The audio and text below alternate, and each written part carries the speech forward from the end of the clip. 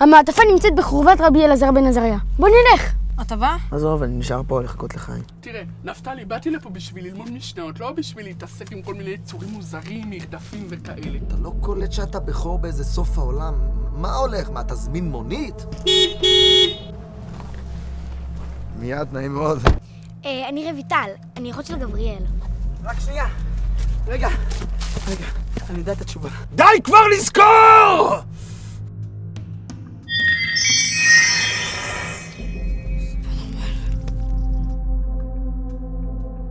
מה זה היה? הם צדקו. זה באמת הוא.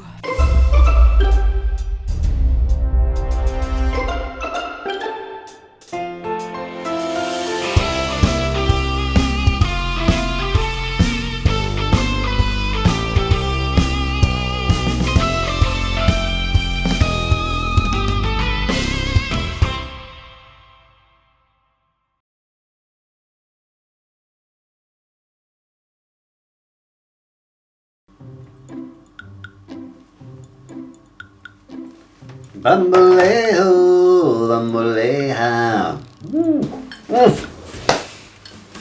כבוד השר, נו, איפה המעטפה? שתוק. מה? עם שני ילדים קטנים אתה לא מסוגל להתמודד? שישתוק. מאיפה הגיע פתאום הרבי אלעזר הזה עם כל הזיכרונות שלו? נו, ככה זה עם היהודים, זה עם קשה עורף, אני מזמן אמרתי לך, תשכח מהם, תזרום הלאה. לשכוח מהם? כן, תתמקד בהצלחות. היו לנו בזמן האחרון פרויקטים יוצאים מן הכלל. כל האינטרנט והטלוויזיה והסמארטפונים, אנשים שוכחים את עצמם, שוכחים את הילדים שלהם. למה להיות אובססיבי על העם היהודי והתורה שלו? אתה לא מבין, אשי. כל עוד עם ישראל לומד תורה, הכל זמני. בכל פעם הם קמים ומזכירים לכולם את התכלית. תראה אותם עכשיו. הם רוצים להשתמש באינטרנט כדי ללמוד תורה. רשעים.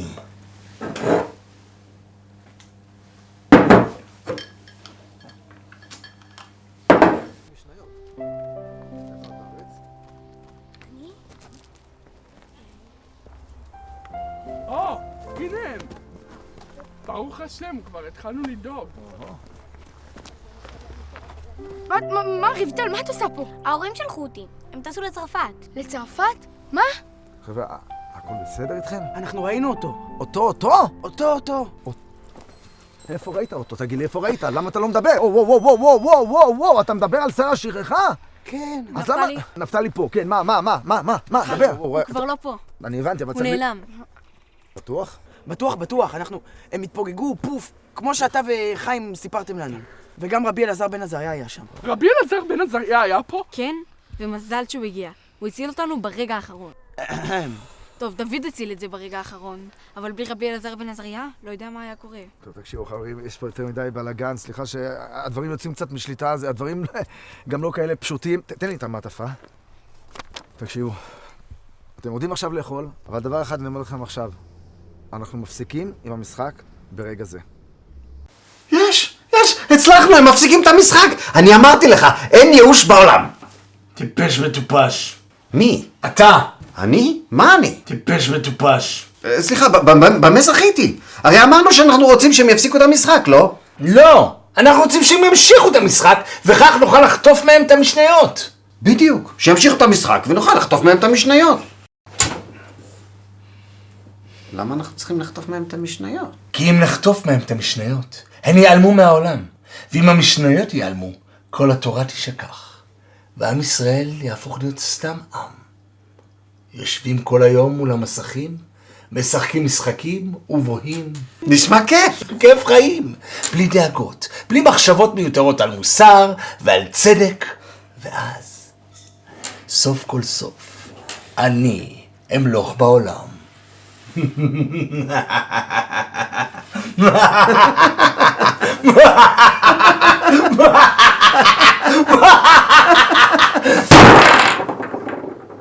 אבל אם הם לא ממשיכים במשחק, זה לא יקרה. ואז הם פשוט נעלמו לנו מול העיניים. זה היה מטורף. נשמע מפחיד. ואנחנו חשבנו שחיים ונפתלי עובדים עלינו. טוב, לפחות לא משעמם לך במחנה. תחשוב שהיית עכשיו בצרפת. אני לא מאמין שאמא ואבא טסו בלעדיי. טוב, אבל בכל זאת זה קצת משמח שדודה ז'קלין התארסה אחרי כל כך הרבה שנים. משמח מאוד. חבל שהם לא לקחו אותי איתם. הודיעו לנו על האירוסין ממש ברגע האחרון, ואבא אמר שחבל להוציא אותך מהמחנה, שאתה בטח כל כך נהנה. ממש. ידעתי שתתבאס, אז אמרתי להם שאם לא לוקחים אותך, אני רוצה להצטרף אליך. את תמיד היית לך לאחות.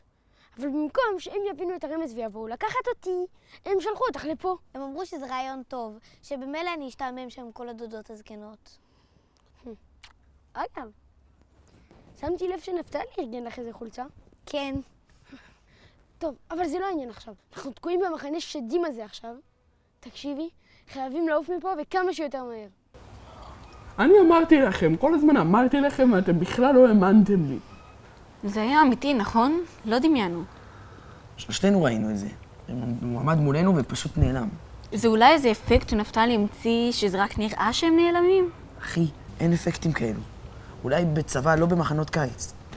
נראה לי שבאמת הסתבכנו עם שר שכחה או עם איזה יצור מעולם אחר. ומה שבטוח, הוא לא נחמד. תכלס, חייבים לעוף מפה וכמה שיותר מהר. מה לעוף? השתגעת? אנחנו לא יכולים לזוז מהמקום הזה עד שתגיע העזרה. טוב, אנחנו זזים. לא נשאר במקום הזה יותר. אמרתי לכם? אני איתם. חבר'ה, בואו נחשוב בהיגיון. בחוץ מסתובבים כל מיני יצורים מוזרים, וזה לא הזמן ללכת לשום מקום. חיים צודק. הכי טוב שנשאר פה, נחכה שנפתלי יזיק עזרה. הפעם יצאנו בשלום, אבל השר שכחה זה... דווקא בגלל זה!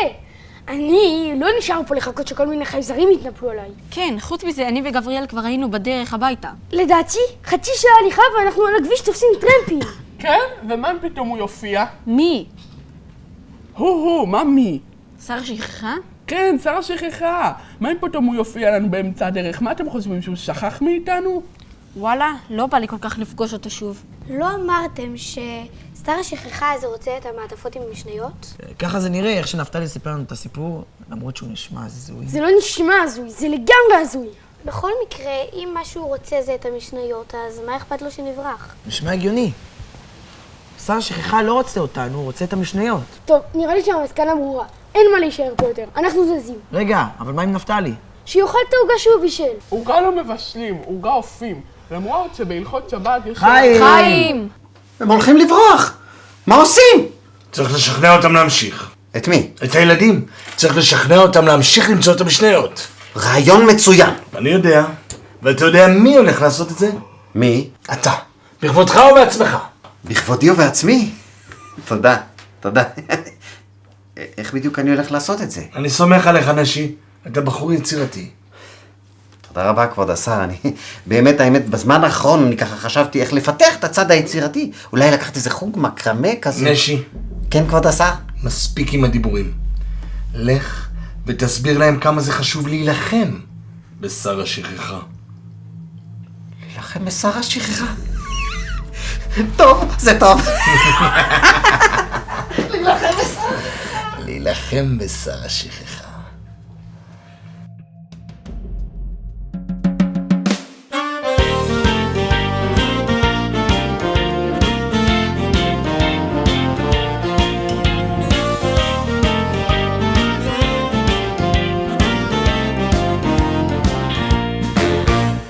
אמרו לי נשמה, רוץ ללמוד משנה. שאלתי איך לרוץ, איך בכלל ללכת.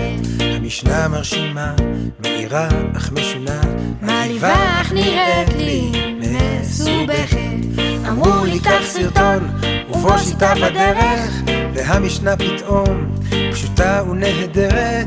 רוץ על זה איתנו בשמחה, עם החברים והמשפחה.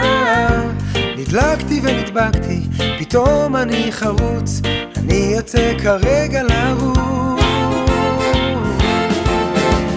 לאן אתה רץ? לאן אתם רצים? אנחנו רצים למשנה. לאן אתה רץ? לאן אתם רצים?